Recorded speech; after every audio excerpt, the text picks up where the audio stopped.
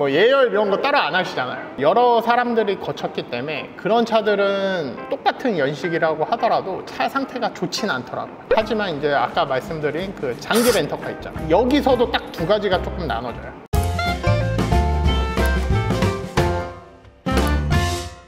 첫 번째는 소나타나 K5 같은 그런 차들 있잖아요. 그런 차들은 일반적으로 회사에서 직원들용으로 뽑아요. 사장님이나 임원이나 뭐 이런 사람들이 뽑진 않아요. 회사에 그런 차를 한 번에 두세 대 아니면 10대 이상씩 뽑아서 타기 때문에 관리가 안 될 가능성이 높아요. 고급차 장기 렌트로 갈수록 좀 더 신경을 썼을 확률이 높아지는 거죠. 회장님이나 사장님 차예요. 그럼 관리해 주시는 기사분들이 있을 거 아니에요. 예를 들어서 그랜저나 제네시스, 뭐 벤츠, BMW도 마찬가지지만 그런 장기 렌터카 같은 경우에는 저는 나쁘지 않다고 생각을 합니다. 소나타랑 K5 피해라. 아, 그거는 이제 좀 꼼꼼하게 보셔야 되죠. 구매 같은 게 있을까 봐.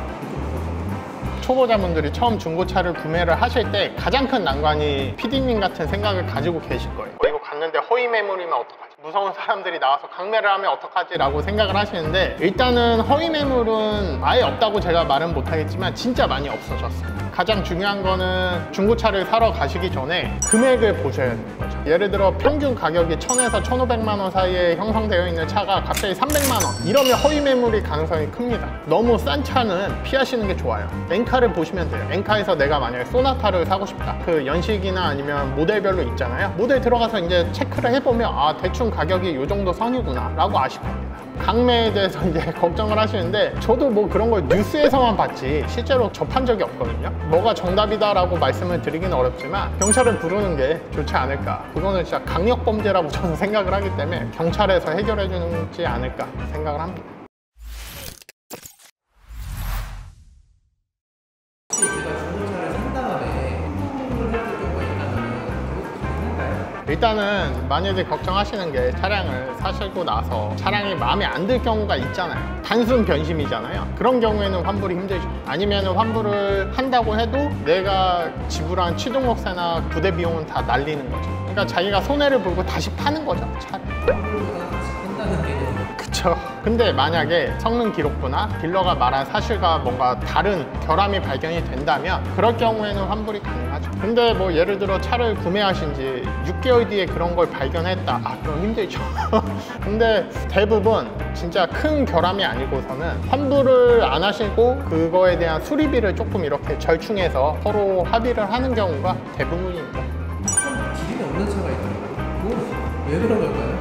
기름이 대부분 없죠. 있는 차가 드물었죠. 그거는 PD님이 차를 잘 타다가 일주일 뒤에 판매를 하려고 했습니다. 그럼 기름을 가득 넣어서 줄 거예요? 아니면 그냥 타던 대로 줄 거예요?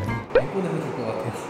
보통 중고차 상사에서 차량을 매입을 해올 때 판매하시는 분들도 기름을 가득 넣어주시거나 좀 있는 상태로 주시는 분들도 많긴 해요. 그러나 대부분 조금 기름이 아슬아슬하게 있습니다. 그럴 경우 이제 가져와서 상사에서도 그 기름을 보충을 해서 전시는 해놓지만 사람들이 왔다 갔다 하면서 시동을 계속 걸다 보면 기름이 계속 줄어들 수밖에 없잖아요. 중고차 상사에서 기름을 아슬아슬하게 항상 냅두는 거죠. 왜냐면 중고차 상사도 판매를 하면 구매자가 넣어야 되니까 그래서 안 넣는 거죠. 별다른 이유는 없습니다.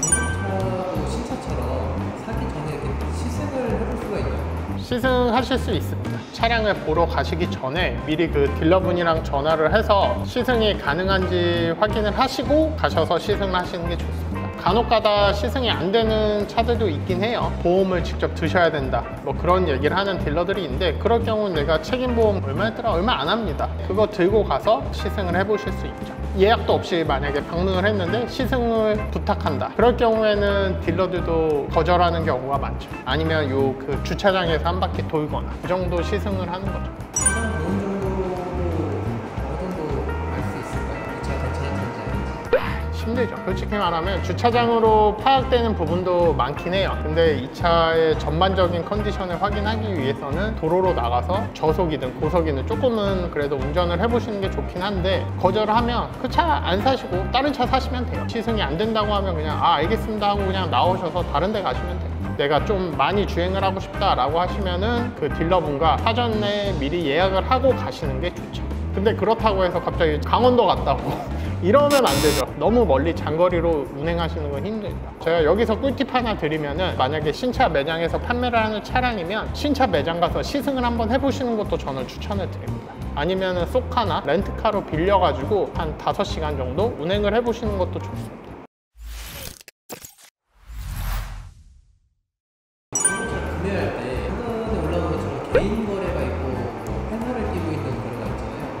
그 차이점이 어떻게 나타나요? 이제 초보자분들은 그냥 중고차 상사 가서 구매하시는 걸 추천드립니다. 이유는 중고차 그 상사를 통해서 구매를 하실 경우에는 아무래도 취등록세 외에 부대 비용이 발생을 해요. 그런 비용이 들긴 하지만 일단은 보증이 되잖아. 근데 개인 간 거래는 그런 것보다는 조금 싸게 구매하실 수는 있지만 그런 안정장치가 하나 없기 때문에 초보자분들이 차량을 그런 개인 거래로 사오시면 좀 위험성이 있죠. 내가 차를 좀 잘 알고 내가 잘 아는 공업사도 있고 중고차도 많이 거래해 보신 분들은 개인 거래도 많이 하세요. 근데 개인 거래는 후기가 많이 좋진 않더라고요. 네, 이렇게 오늘 PD님께서 중고차 구매하실 때 걱정되고 궁금하셨던 부분들에 대해서 제가 뭐 간략하게 설명을 드렸는데 어떠셨나요?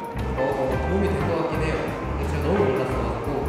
그래서 초보자분들은 사실 제가 이렇게 뭐 많이 설명을 드려도 되게 힘드실 수 있어요. 어디서부터 시작을 해야 되는 건지도 감도 안 잡힐 수도 있는데 뭐 그런 부분들이 있으시면 댓글로 남겨주시면 제가 답변을 달아 드릴 테니까요. 너무 걱정하지 마시고, 네, 제가 다음에는 중고차 구매하시러 가실 때 하지 말아야 되는 행동에 대해서 설명을 드리도록 할게요. 궁금하신 분들은 구독하고 좋아요 눌러주시기 바라겠습니다.